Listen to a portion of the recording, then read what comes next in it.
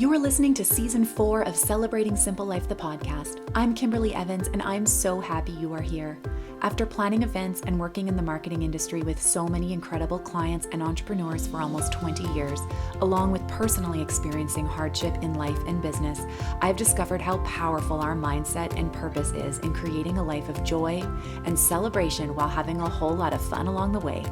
Join me with a coffee or cocktail as I connect with inspiring leaders, entrepreneurs, tastemakers, and extraordinary people as they share their journey in life and business and how they are striving to live a life of purpose. Your fears and beliefs in yourself will be transformed as you work towards creating the best version of yourself from the inside out. You're in good company. Cheers to Celebrating Simple Life. Today on Celebrating Simple Life, the podcast, I'm chatting with Jacinta Gandy. She is passionate about small business and a champion of women's entrepreneurship. She's the founder of Social Circle, a full-service design studio specializing in bold, beautiful web design for female entrepreneurs. Prior to starting Social Circle, Jacinta spent over a decade working at several of New York City's leading creative and media agencies, including Wieden & Kennedy and Omnicorn Media. Social Circle is a Black women-owned and operated business based in Brooklyn, New York, serving clients all over the world.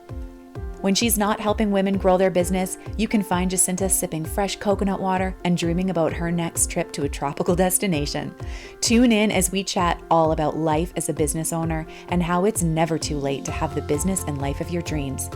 Jump on over to Celebrating Simple Life on Instagram to stay connected and tag Celebrating Simple Life in your Instagram stories when you share your favorite parts of this episode.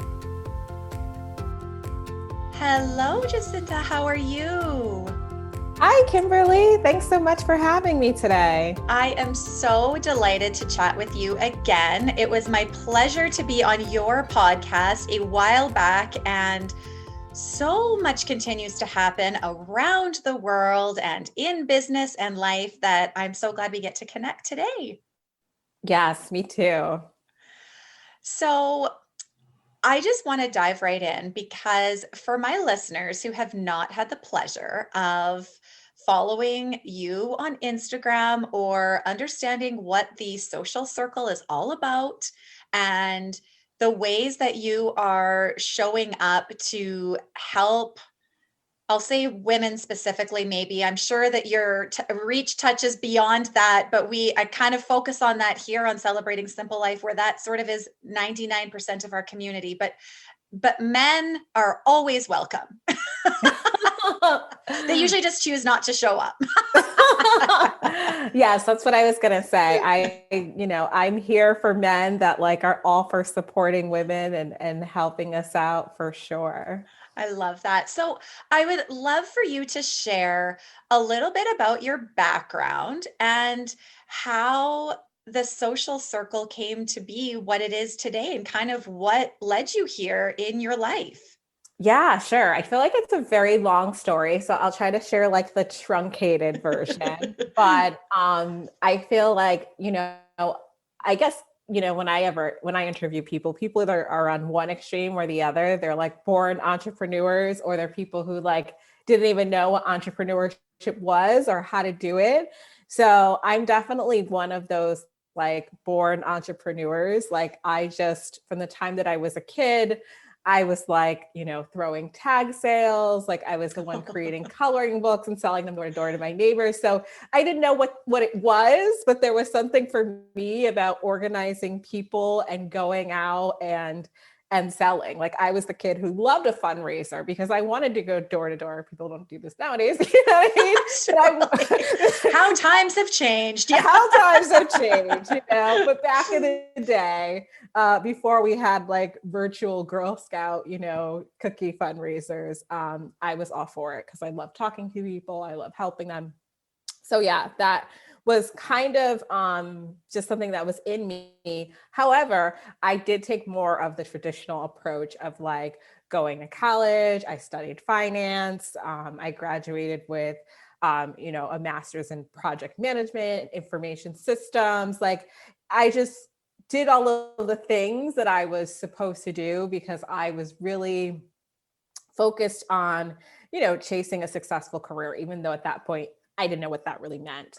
And so eventually I ended up in New York City, working, at a lot of the media and creative agencies here, which was work that I loved, because it gave me the opportunity to work with a lot of high profile clients and brands. I spent a lot of time working at brands like Disney and Converse and Heineken. So it was really fun, and it was like a really great place to learn.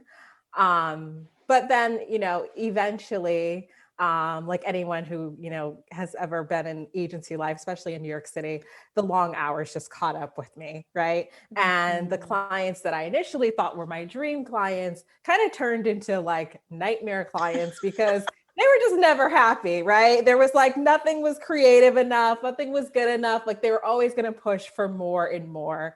And I myself, I knew that I was like a multi-serial entrepreneur. I was always coming up with ideas of things I wanted to do, but it was hard for me to execute those things because I was, just caught up in this really, work culture. And so it took a while, but I knew that like I wanted to be,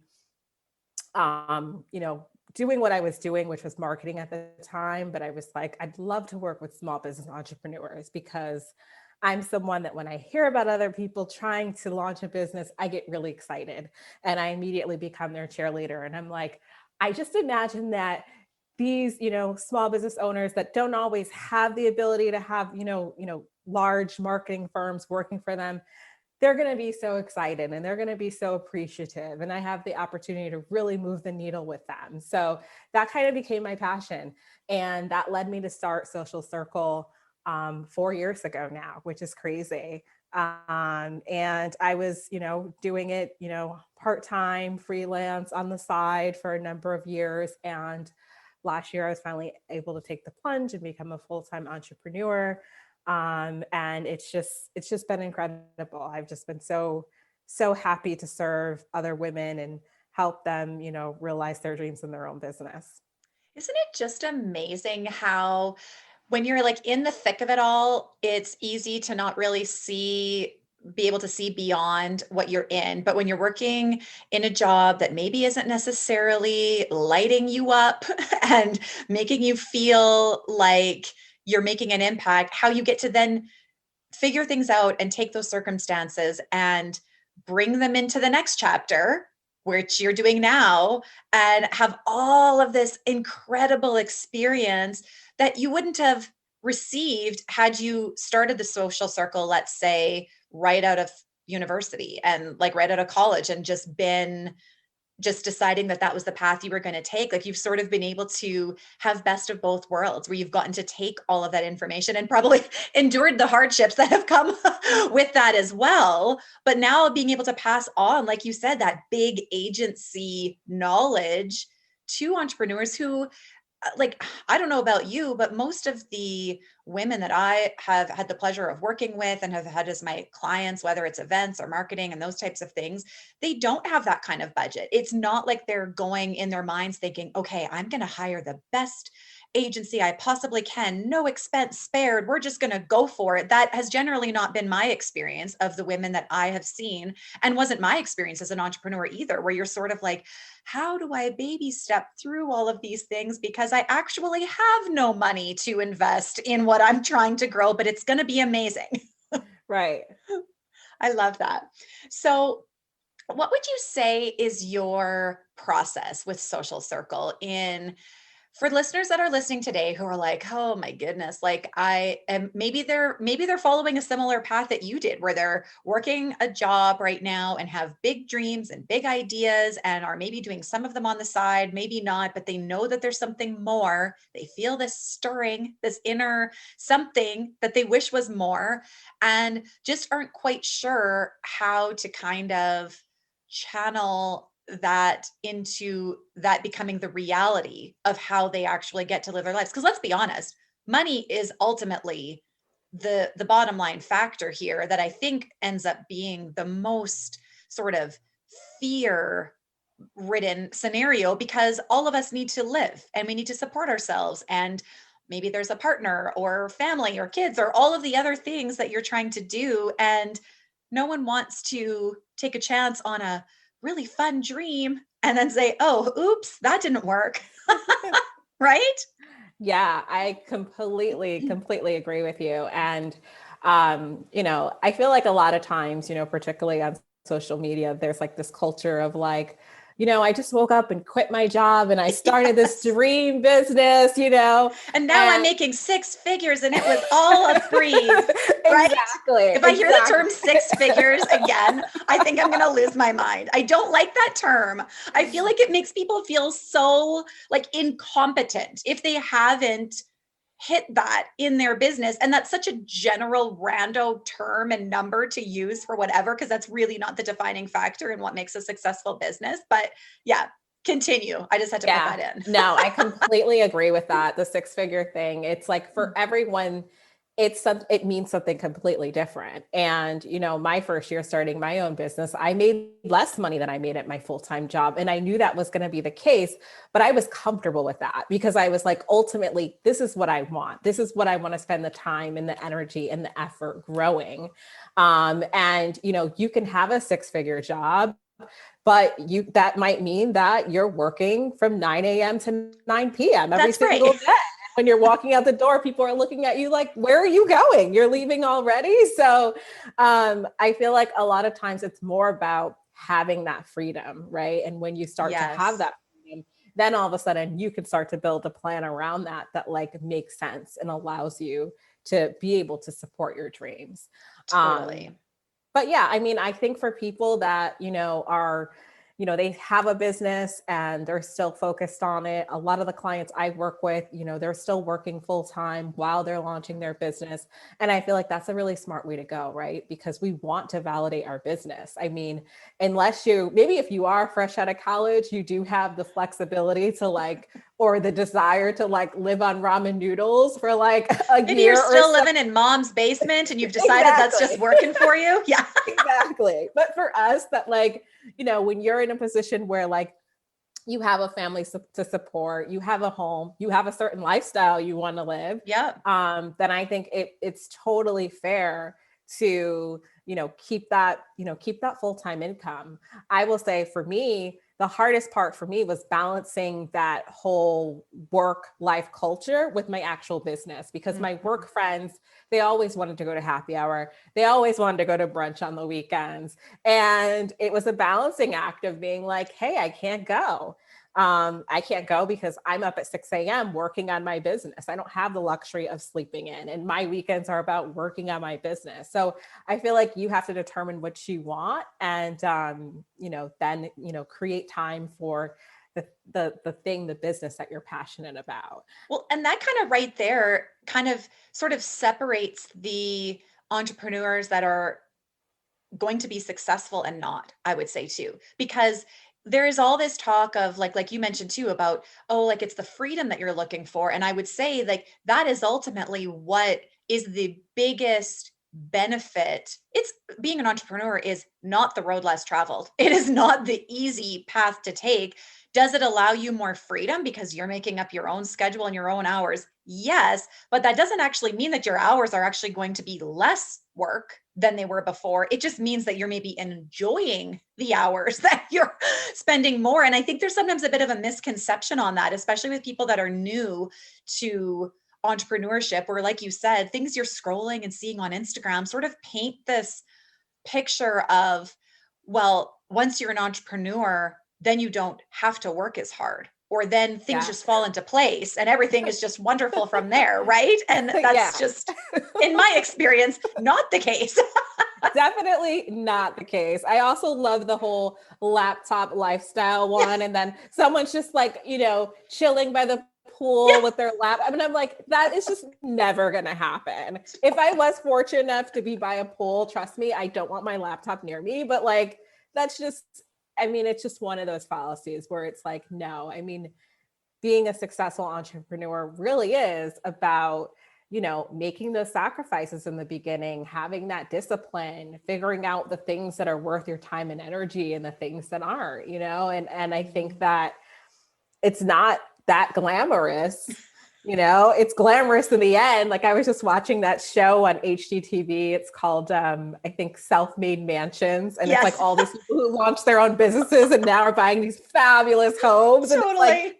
yes, we all want that piece, but I think the show actually does a good job of also talking about like the sacrifices and the fact that a lot of these people were like, we had to wait 10 years to buy our dream home because we were putting money Yes. into our business. And so just people understanding and knowing that like if it's something that you're passionate about, if it's something that you really believe in it, you are going to have to make sacrifices along the way, just like anything you want in life. 100%. And as much as we don't want to, as much as it's hard to see it as we're going through it, it's those sacrifices and those 5 a.m. wake ups and those missing the happy hours and not going out on the weekend and instead like buckling down, that 5, 10, 15, 20 years, whatever the journey is that it takes to get to the goals that you've decided you want. That's the part where you're like, yes, this was worth it, because you were calling all of the sacrifice. Like, I think if this just happened tomorrow, there's really nothing to even really be grateful for. If it's just sort of like a snap of our fingers and it happens, right?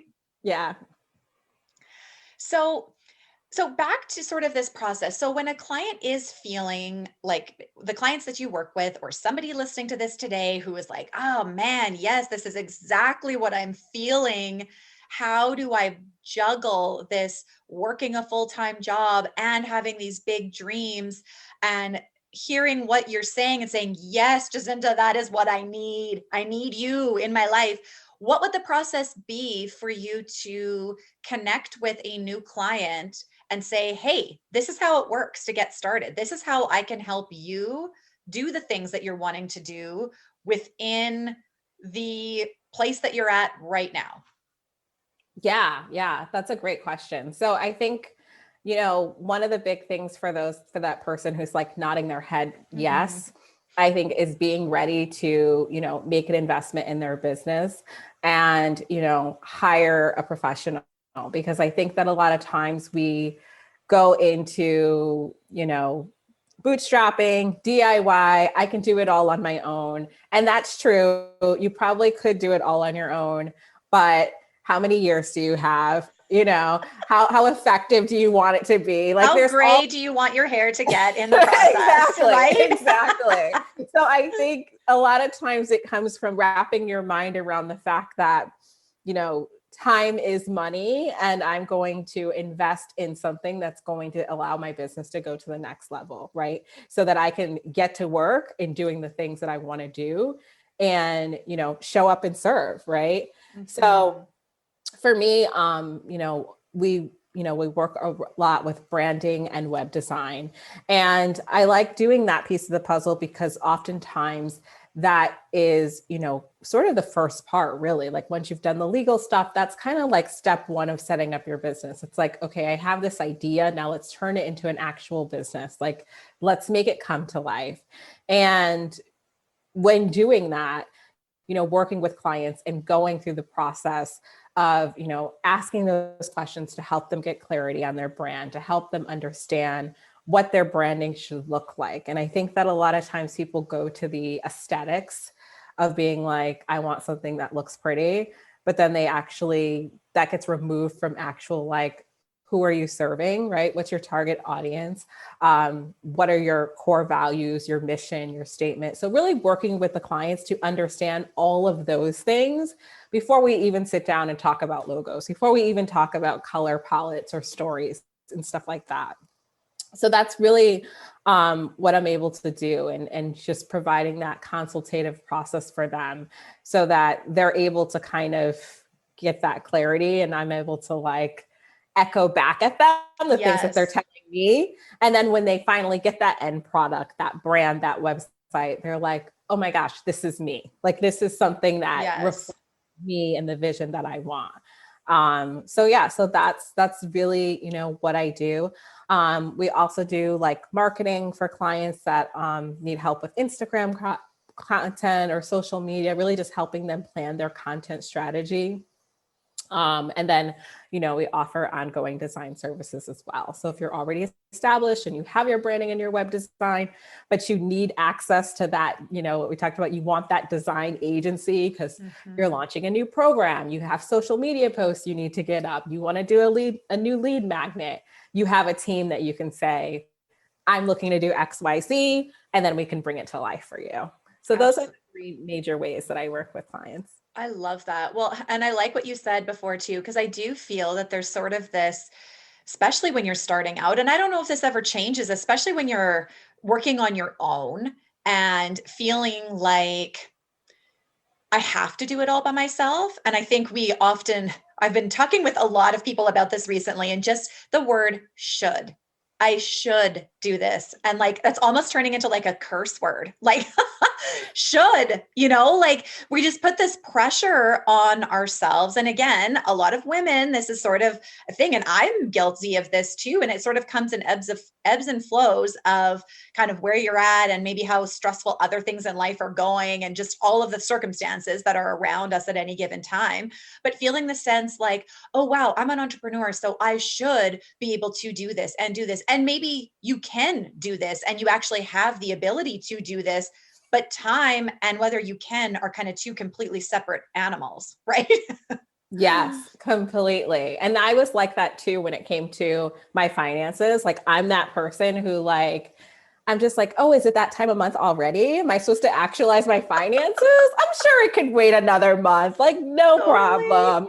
Yeah. And then I had to get real with myself. And I'm like, I need to hire an accountant because this is not something I want to do. This is something important, but this is something that I don't have the expertise to do. I don't want to do it. I procrastinate it. And again, it's super important.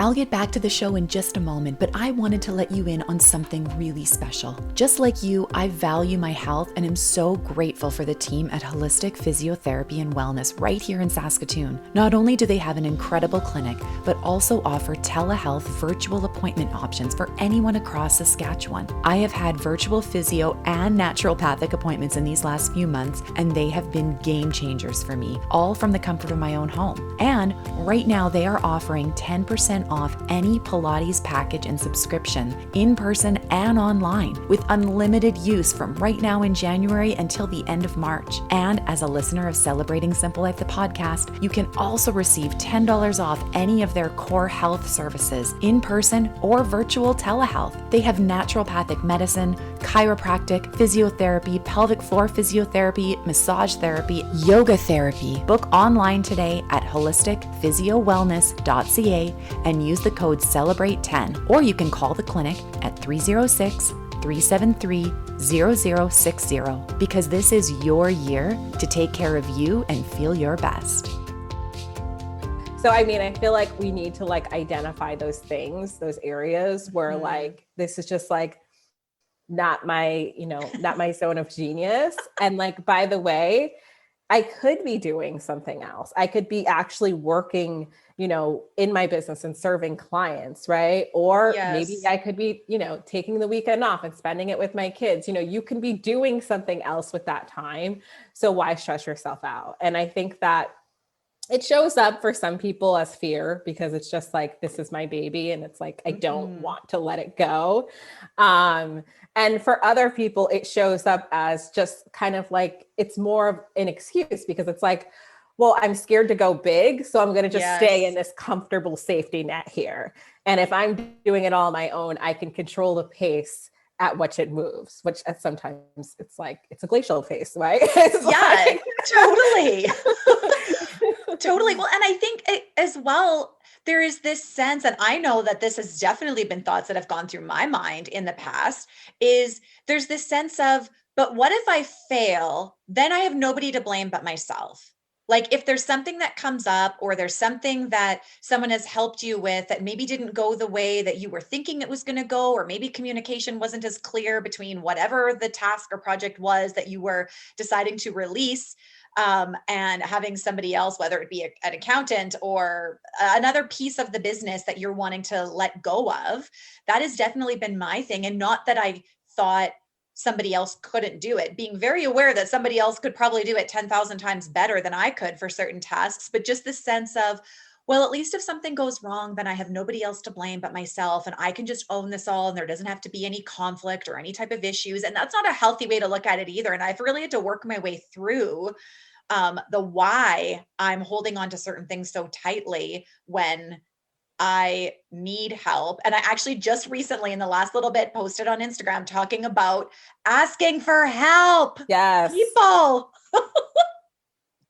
It's such a big thing. And I think I don't know, have we just been ingrained with this idea that asking for help means that you're not good enough, or that you're not able, or I don't know what that is, but I think that's a really big point of like a stumbling block for a lot of people, in just thinking that being an entrepreneur means you have to do it all by yourself. And if you can't, you're not as good as this person who has the illusion that they're doing it all by themselves, because we only see little squares on Instagram of people's lives.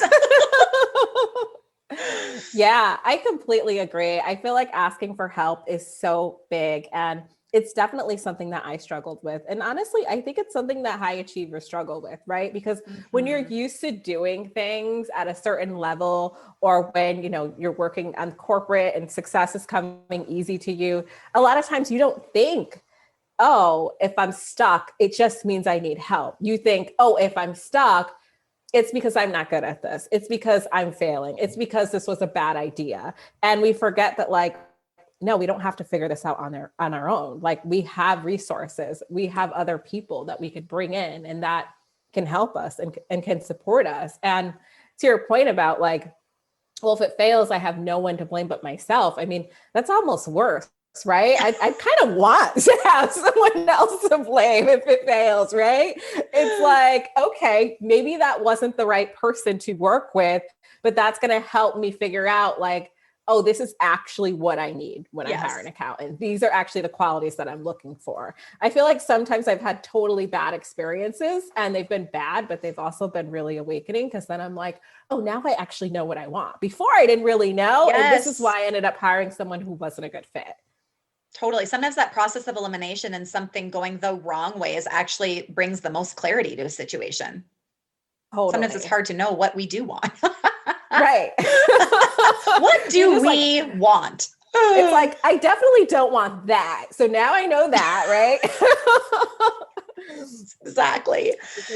So what would you say are some essentials that every business owner should be thinking about and having on their website, on their social, just practical? I always want people listening to sort of get practical tips and advice, because you just put out such amazing tips and strategies and things that are just so easy to follow yet powerful on your Instagram.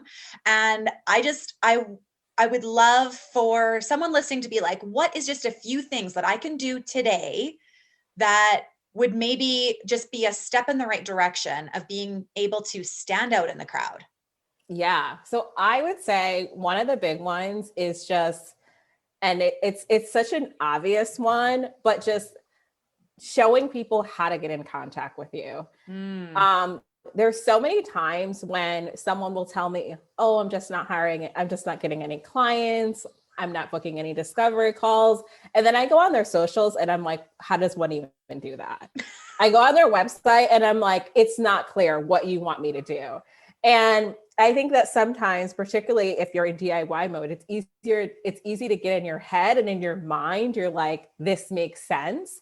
But then for someone else that's coming in, they're lost. They're like, we don't know what to do here. So I think that like a good thing to do is to have someone in your network, just ask them, hey, can you take a look at my social pages?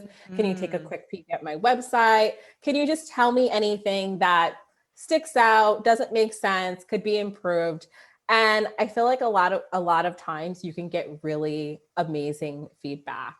So that's something I would definitely recommend. And then another thing is, if you don't have that person that you could reach out to, there's an analytics program that you can install on your website called Full Story. And that actually shows you like how people are navigating through your website. So you can start to figure out like, for example, like if you were trying to get discovery calls, but yet the discovery call is only, that option is only on your services page, you might find out through web analytics, like, oh, people are actually visiting my about page more than my services page. So I should actually put a link to my discovery call there. So I think that like a lot of times I see people getting very like stumbling on that word, but getting very insular, and they're like, I'm not booking any clients. No one's buying anything from me. It must be me. The problem must be me. And it's like, no, actually the problem is probably something on your website, on your socials. People probably are interested, but they don't know how to get in contact with you.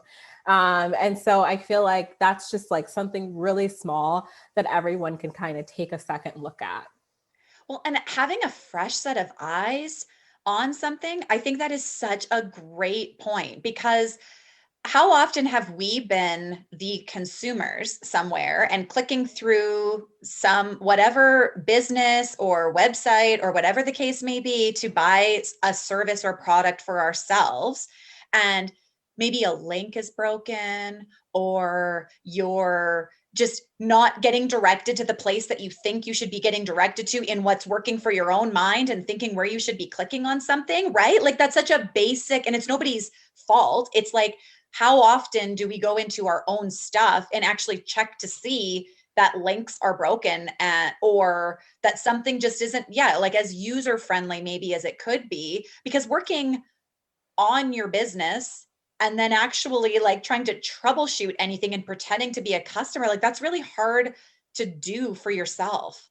Yeah, you can't do it. No, you can't. And I think too, if you can have, like you said, if you can have these like safe people, and if you don't feel like you have not even one person in your realm who would be willing to do this or whatever, get connected with small business communities, especially right now. Like things are blowing up with all these online places that people can hang out just to pick each other's brains and to get to know other people. And most definitely, if you're putting yourself out there, you are going to find people that would be more than willing to do this. And often you can sometimes even do it for each other.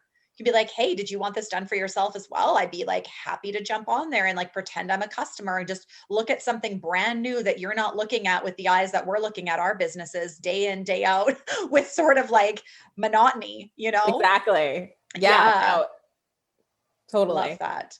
So what would you say in the clients that you have worked with? So you alluded to a few things before where, like you just mentioned about how even just not sort of being able to figure out how to contact somebody can be a super easy fix and a super easy way to just be like, hey, this is maybe something that could be changed in order for someone to just be able to find you on a different page or a different link or somewhere easier. What would you say with clients that you've had in the past that have sort of been some of the biggest stumbling blocks that they've come across, that I can probably 100% guarantee that anybody listening has probably experienced something like this too? And I always feel like it feels so good to hear these sort of real life stories, to know that you're not alone when it's coming to errors in your business. It's not that you should know better or do better, and there's no manual of Entrepreneur 101. It's kind of just a figure out what works right for you. And that's what your version of being an entrepreneur is. What would you say have sort of been some of the more common things that like come up that you kind of see, because you're seeing so many clients that just kind of are repetitive problems that you're like, okay, wow, how do we solve these things so that this doesn't have to keep happening for people that are newly starting businesses now?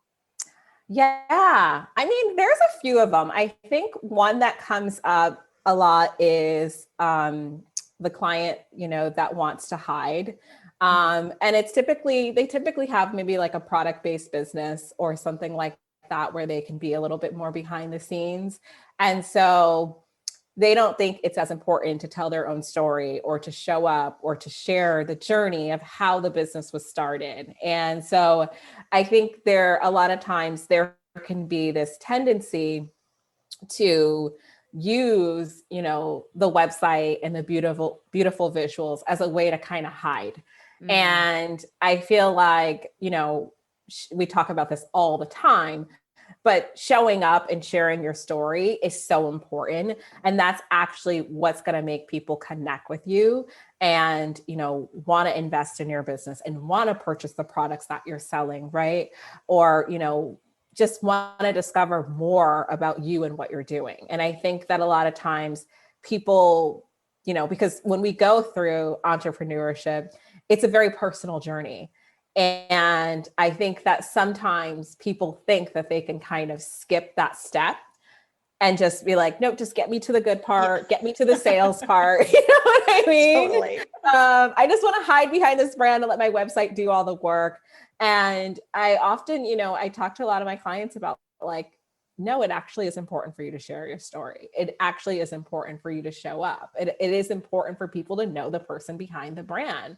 That's what's going to separate you from, the products that XYZ other entrepreneur is making, because they're sharing behind the scenes with their audience. They're telling them about the process, and that's going to be a huge difference. And it's not like, you have to share everything, right? You don't have to tell them your whole life story and what you had for breakfast every day, unless you want to, like you can kind of toggle what you want to reveal.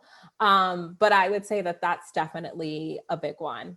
And then I also have entrepreneurs that are on the flip side where these are more of like my service-based entrepreneurs, but they want to make it all about them, and they're like, this is my story. This is what I do. These are my services. Here's 300 pictures of me, Yes. And that's also when I have to kind of pull them back and say, okay, but this is not connecting with your audience. Like you need to have visuals that actually represent your audience's lifestyle and what they're doing and show the transformation, right, that you're providing other clients with your services. So I think, just again, having that second lens, having that clearer perspective and having someone who could say like, this is actually the right mix. You're giving enough of yourself, enough of your energy, but then you're also like reflecting back who your core audience is. I love that. That is such great advice and such easy tips to be able to just implement now and start focusing on those things. I think there's so many ways that we can take these little baby steps when starting a business and not feel like we have to do everything right off the gate. And that's such a great example of like starting sort of even just with your social. Maybe you don't even have a website yet and you're starting with your social. And then once you're ready to do that, you can kind of implement those same strategies and make sure that it matches and it feels really like you. Yeah, completely. Totally. Oh my goodness. I could talk to you for hours. This has been such a enlightening conversation and the wheels are spinning in my head of all of the things that I want to do in my own business now after hearing all of these tips. I love that. So to wrap up, I ask my guests the same questions at the end of each episode because I love hearing the inner details of your life. And especially when I have the pleasure of being able to interview people from all over the world and having you be in New York and me being in Saskatoon in the center of Canada. We are far apart, but close together because we have business connections and things that are common ground in our lives. And I love that. So, okay. Are you ready for my lightning round questions? Yes, I am. Okay. Number one, what book are you currently reading? I'm reading Your Best Year Ever by Michael Hyatt. I read it every year. You read it every year? I do. The first time I read it, it was like a complete failure. I'm like, why did I even buy this book? Because I didn't actually want to do the work and the exercises in it. And then the second year, I actually was like, nope, I'm going to sit down. I'm going to do this. But every year it's a book that I go to and I revisit. I have not read this book. I'm adding this to my list right now. Oh, you absolutely should. Okay. Yeah. I love it. Okay. Are you a coffee drinker and what is your order? Yes, definitely a coffee drinker. My order varies depending on the weather, but my go-to is a vanilla almond milk latte in the cooler months. And in the summer, I like cold brew with oat milk. Love it. Love it. Love it. I've been struggling lately because I've been trying out and giving an honest review of this program that involves whole foods, like eating whole foods and incorporating a shake into your day. And not in a like meal replacement, don't eat kind of way, but just in a healthy lifestyle, making sure you're getting all the vitamins and all the things that you need. And I was feeling like I needed a reset at the beginning of the year and just time to just make a change. I was feeling super low energy. And one of the things that I've eliminated, and Lord help me if I never ever drink a cup again, I don't know how I'm going to live my life, but I've eliminated coffee, completely coffee. And you could not have paid me to eliminate coffee out of my life prior to this, but I was like, Kate, I am giving an honest review and I have to go all in. And I'm not a person that only like does something a little bit. I like either I'm going to do it or I'm not going to do it. So I'm like, Kate, we're just adopting all of these principles in here and we're just going to try it. And worst case scenario, I hate it. And after 30 days, I can just go back to feeling low energy and not great again and eating all the bad things that I want. Sure, whatever. I feel so good. Wow. I feel so good. And I don't think I realized how much even just having like a cup of coffee in a day was, and I would often have a Diet Coke in the afternoon too, another bad habit of mine, where eliminating that, it was hell on earth to get it out of my system. I thought I was going to say, the detox I thought I was on insane. death's door. No, I've done it before and the detox is insane. Like how I even continued on is beyond me because I was like in fetal position for like 3 days, but I've come to the other side. I've seen the light. I didn't go to the light. Came out of it and I feel so good. So now my issue is it's so cold in the winter, but the only way I can drink the shakes is in cold form because I don't like them in hot form. There is hot options, but they're kind of, I don't know. They don't quite mix up the same way. I need it to sort of be in like Frappuccino form, which only comes cold. So now I'm sipping on my hot or my icy cold beverages when it's very, very, very freezing all winter, but that's the sacrifice I'm willing to make. Wow, that's so great. That's a remarkable accomplishment. It really is. I mean, kicking coffee is challenging for sure. Well, it is. And what I find I'm missing the most is like, I'm missing the coffee because I actually really like, I'm not just drinking the coffee because it gives me a boost. I'm actually love the taste of coffee. I really like the taste. And that's what I'm missing the most. I'm just missing that like dark, rich coffee taste, but that's hard to reinterpret without just having real, genuine, good coffee. So a work in progress to find a recipe that tastes really coffee-like that doesn't have caffeine in it. Yeah. I mean, maybe there's some decaf options. I mean, some craft coffee decaf that tastes good for totally. I think I need to like do some experiments here. So any decaf coffees around the world that's hearing this, let's talk because there needs to be an alternative. This cannot be the way life goes on forever. Right. Okay. Question number 3. What song would be the theme song of your life? Ooh, that's a really, really hard one. I'm sure this question probably like, we could probably have a theme song that like changes by the day, maybe by the minute I feel some days. Yeah, totally. Currently, right now, in this moment. Right now, in this moment, the song that popped into my head was I Will Survive by Gloria Gaynor. Love it.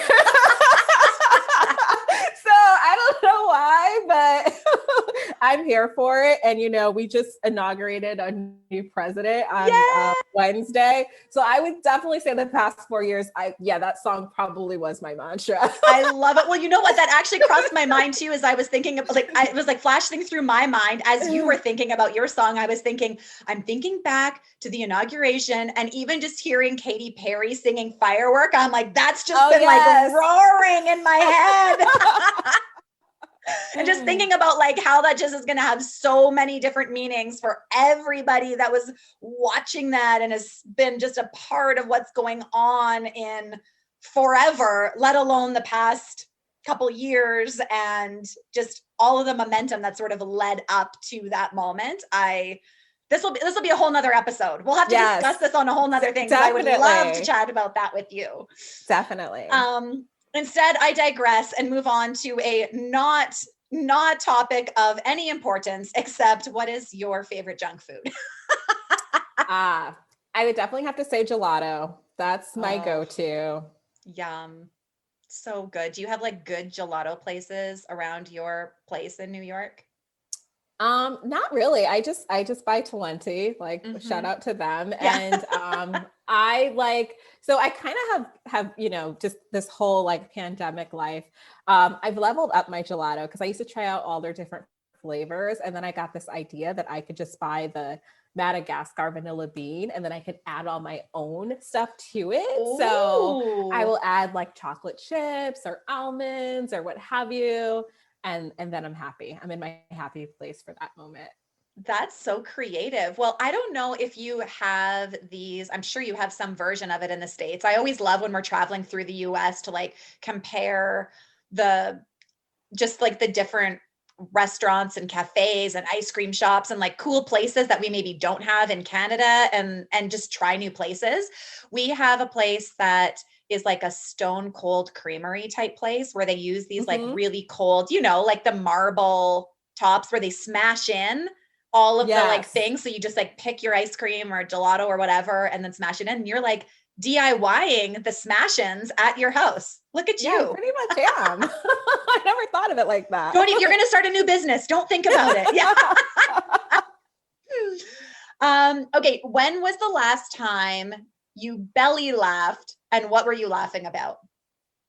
Ooh, that's a good one. Okay. I actually have one. It's from the inauguration moment.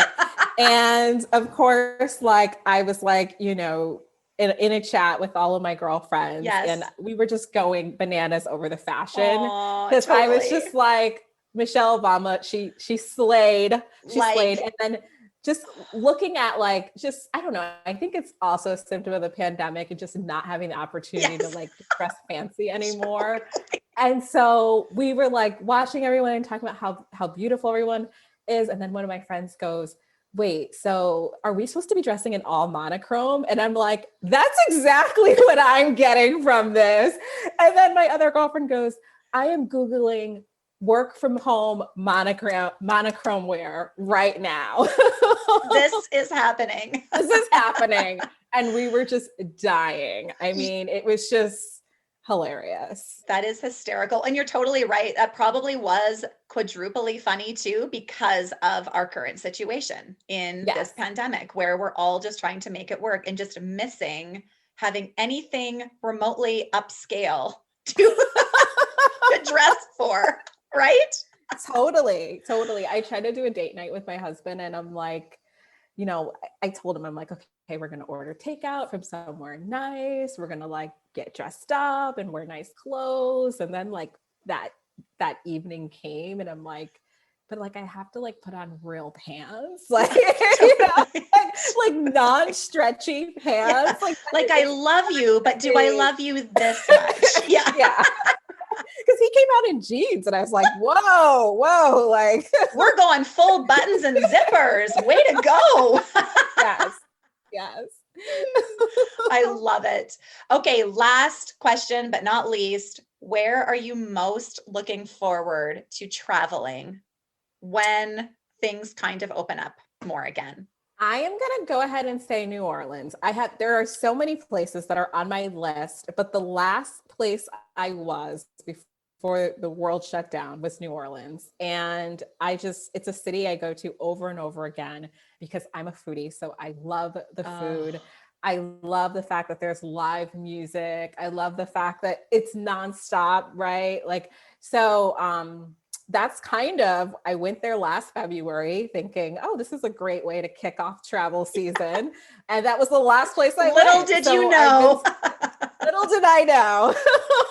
So now I'm like, when the world opens back up, I am going back to New Orleans. And then from there, we can travel. But I love so many places. I love traveling. So whether it's beach, whether it's like rustic, mountains, like I love traveling. So I will be super happy when it's safe to do that again. Oh, you and me both. And New Orleans is definitely on my list too, as is New York. I travel a lot. I have never been to New York. How is this even possible? True story. That's outrageous. Travel all over. I've been all the way across the world to Australia and lived in Asia and been everywhere in between, but somehow not been to New York, which is literally at the top of my list. And I cannot wait to come to New York, but it just hasn't happened yet. So that I would say is at the top. Maybe we can meet up for gelato. I would love that. I would absolutely adore that. Thank you so much for being on the show today. This was so enlightening, and I appreciate you sharing so authentically and just the way that your energy is just being put out into the world to help women and people in business. And thank you for just being a light in that today. Thank you so much for having me. It's been so much fun. Celebrating Simple Life is proud to be a member of the Saskatchewan Podcast Network, which is supported by Direct West. Is marketing getting in the way of running your business? Things like updating your Google listing, thinking of a headline for a billboard, or making sure your website is in good shape? That's where Direct West comes in. You can get local, expert marketing help for your business at directwest.com. This show would not be possible without you, my incredible listeners. It would mean the world to me if you would subscribe to Celebrating Simple Life on Apple Podcasts or download and listen on Spotify, Google Podcasts, or wherever you choose to listen. If you really want to make my day, leave a review. These reviews, ratings, and sharing screenshots of podcast episodes that were engaging for you on your Instagram stories and tagging friends that you think should hear the episode too really helps the podcast grow. It makes me so happy that I often select reviews to read on the show, and if yours is chosen, you will receive a special gift from me. Thank you for being a part of my mission to connect stories of business and life. Cheers to Celebrating Simple Life.